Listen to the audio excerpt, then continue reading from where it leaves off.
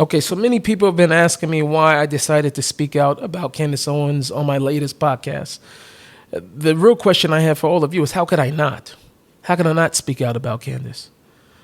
In addition to all the anti Semitic rhetoric, and I go into detail on the podcast, and I see that a lot of people took to it. It wasn't a lot of negative comments, but I got some emails, I got some messages, people asking me, why after Candace? What's going on? Are you getting paid or anything? No, I'm not getting paid.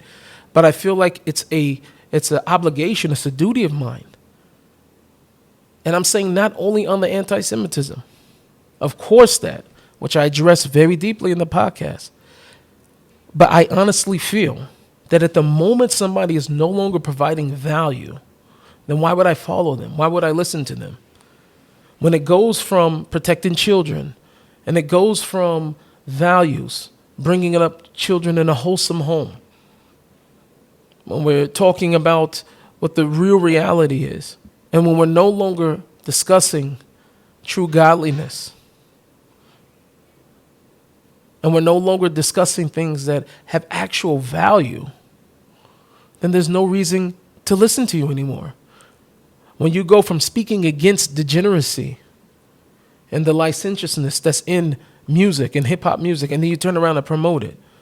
When you speak out against adult films, and then you go and support a person who that's their whole entire claim to fame,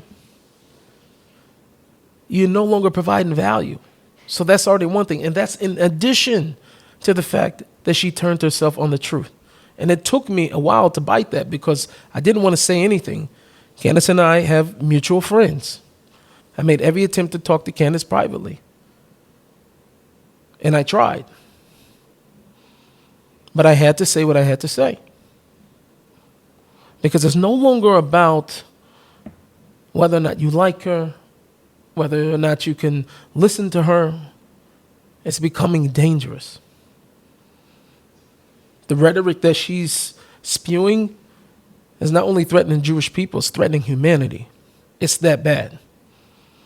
And for my mutual friends, I hope we're still friends, but I have to put God first. And I felt like it was my God-driven obligation to say what I had to say.